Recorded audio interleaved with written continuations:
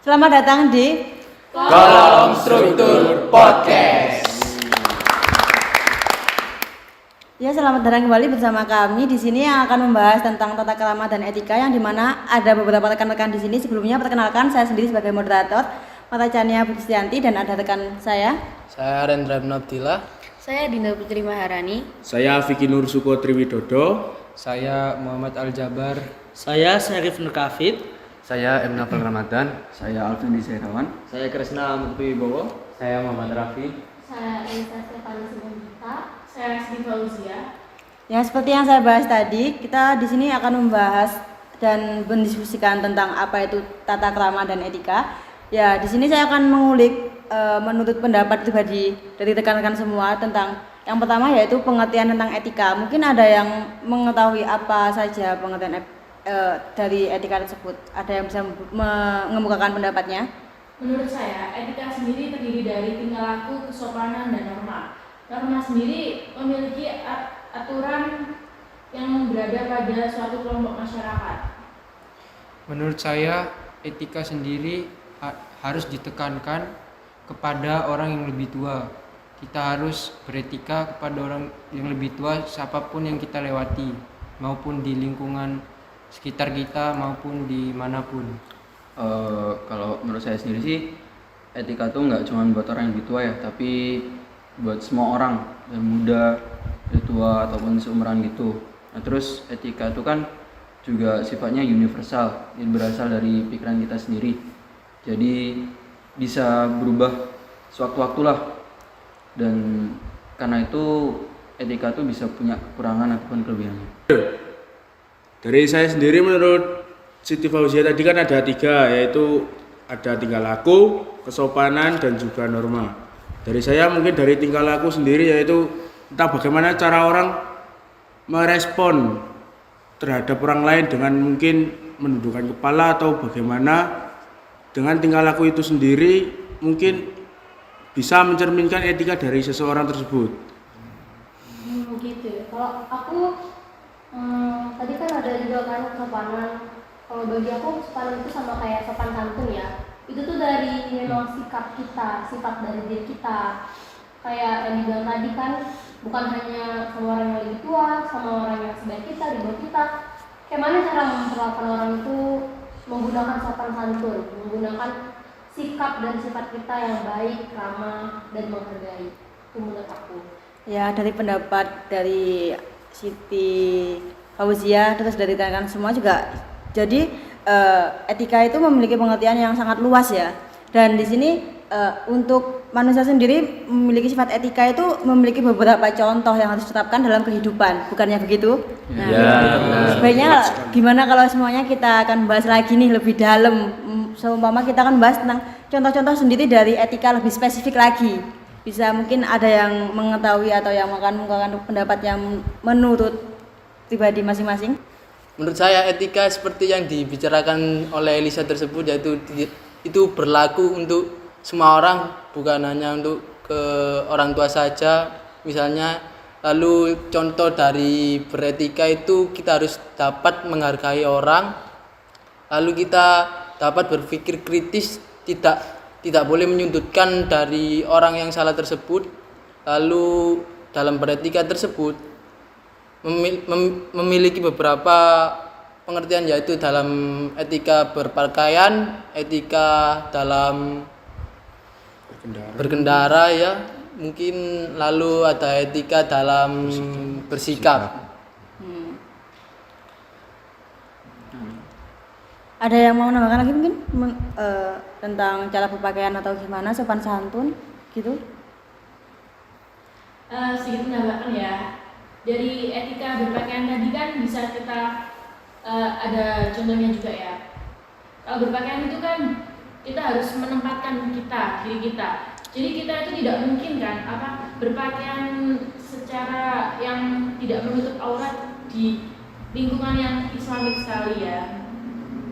Jadi kita harus menyesuaikan cara berpakaian kita di lingkungan tersebut.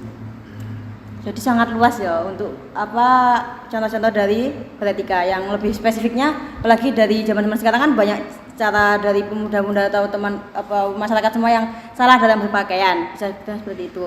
Jadi lebih ke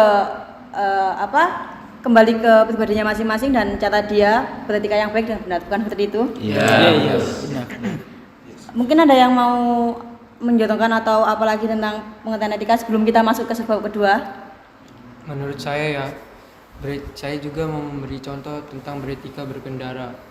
Beretika berkendara itu kita seperti memakai helm saat berkendara kemanapun, walaupun itu dekat, kita harus tetap memakai helm karena keselamatan nomor 1.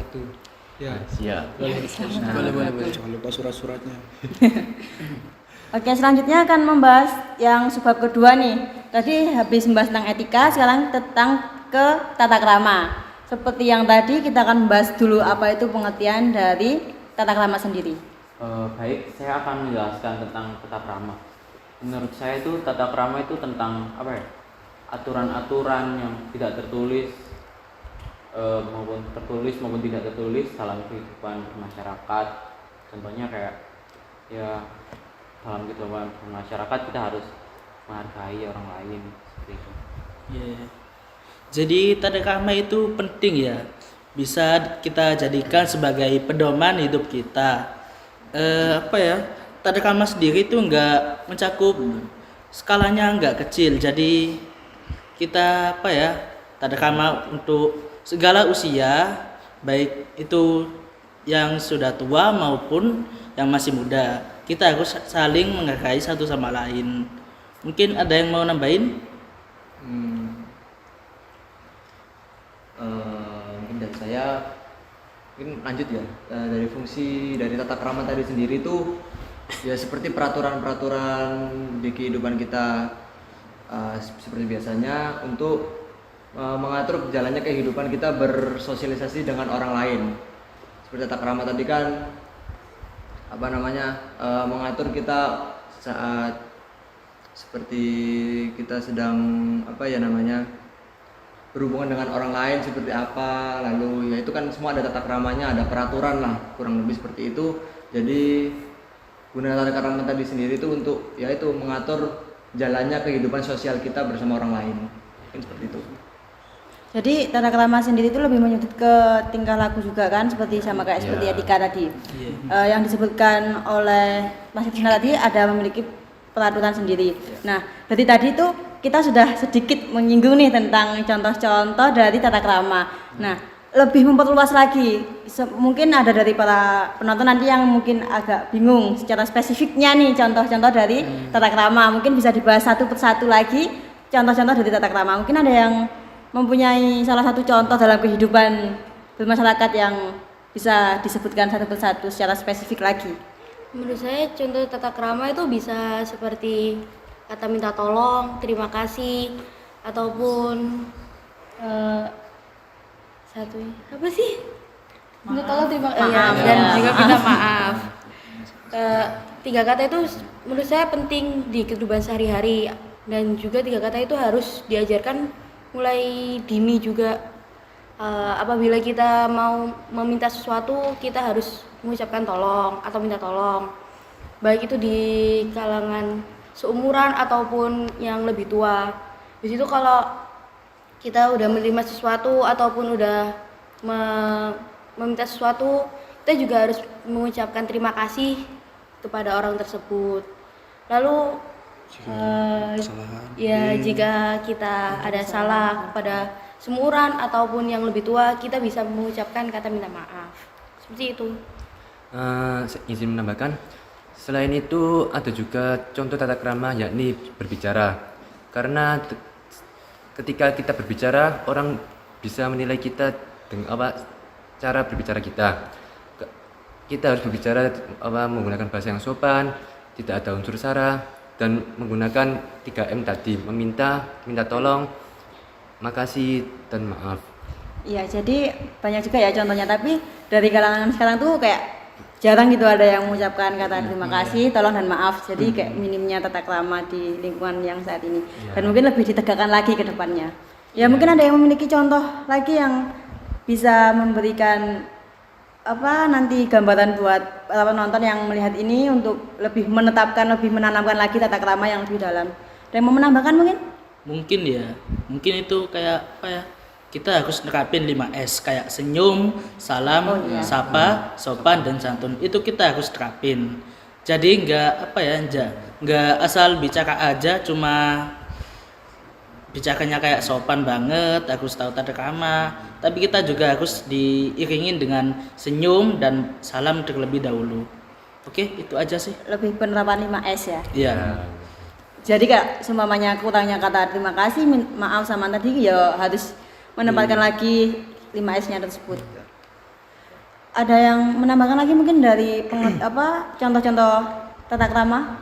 Sedikit menambah ya dari pernyataan Noval ya, tata cara berbicara itu tidak hanya kayak meminta tolong dan maaf dan terima kasih ya. Kita juga harus menerapkan cara bicara yang benar ya.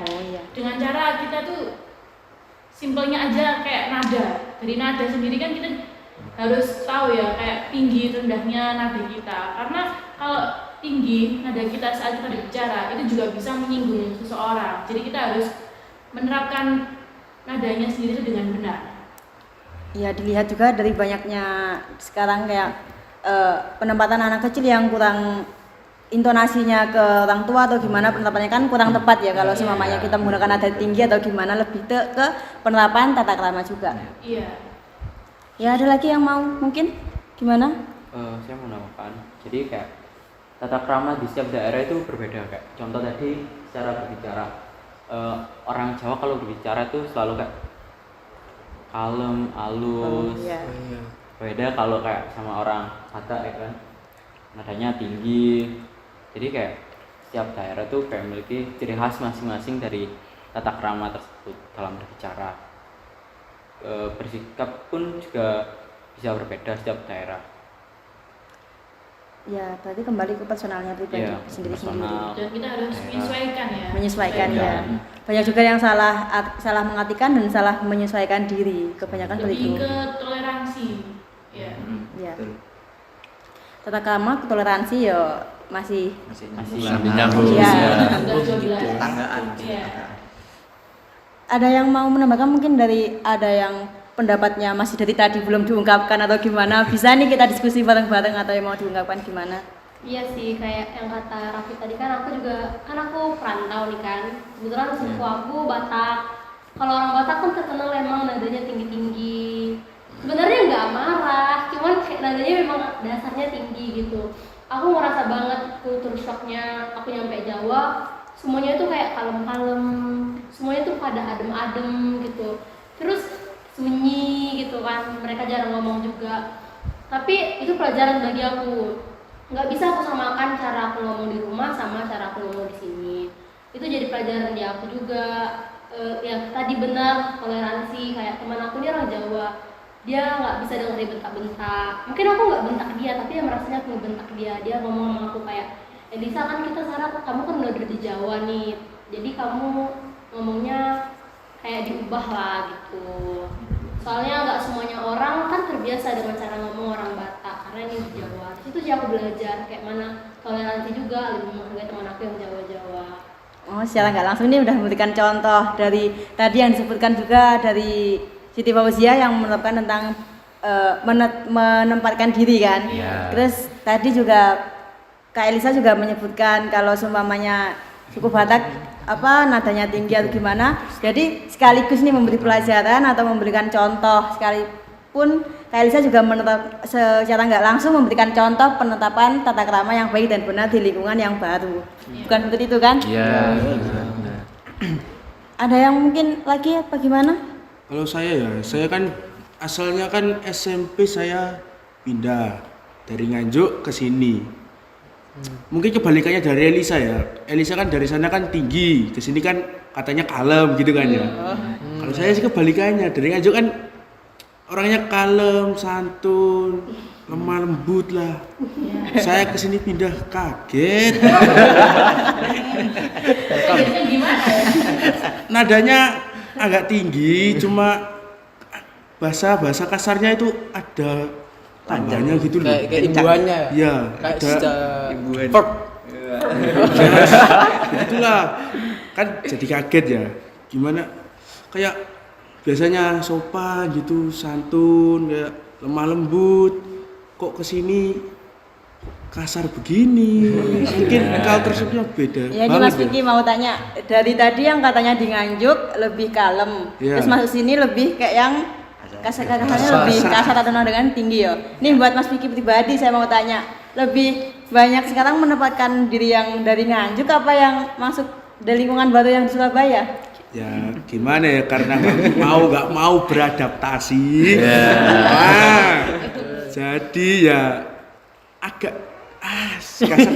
kasar dikit ya. Dikit banget. Kalau bisa kalem bisa, kalau diajak kasar bisa. Jadi lebih ke menempatkan diri lagi. Iya. Tapi tetap harus menerapkan tata krama sama etika. Tepat sekali. Ada yang mungkin akan mencurahkan gimana pengalaman pribadinya mungkin dari cara kalian melakukan tata krama sendiri atau dari gimana? Dari kalian pribadi nih yang mungkin udah menerapkan tata krama, mungkin ada yang bisa menyebutkan bagaimana? Dari Kak Elisa sama Kak Vicky tadi kan udah. Saran ya. Oh ya. Dari buat Mas Vicky tadi ya, kan nyalanya shock ya, dia dari Nganjuk ke sini makin kasar omongannya ya. Pinter-pinter pilih lingkungan aja ya. Iya sih. Siap. Terus kamu harusnya tahu kan, bisa membedakan yang mana yang baik dan mana yang salah. Jadi kalau memang itu salah ya jangan dilakuin. Kembali ke personal pribadi. Iya. Tapi memang pengaruh yang lebih besar tuh lingkungan kebanyakan. Dan sekarang kan juga kebanyakan anak-anak kecil yang salah pergaulan atau salah gimana, salah sampai lupa jalan dari orang tua yang di rumah yang menerapkan banget nih tentang apa tata krama dari pribadi. Mungkin bisa udah ditutup atau gimana, ada yang mungkin nambahkan lagi? Saya di sini hanya mau menambahkan contoh ya. Dari tadi kan kita ngebahas tentang bahasa dan cara berinteraksi dengan orang lain. Kita melupakan etika di meja makan. Saat kita makan, alangkah baiknya tidak ngecap dan menghabiskan makanan kita untuk menghormati yang memasak. Nah itu aja sih. Mungkin dari suara piring mungkin biasanya kan ada Sendok, dari piring gitu kan, tek.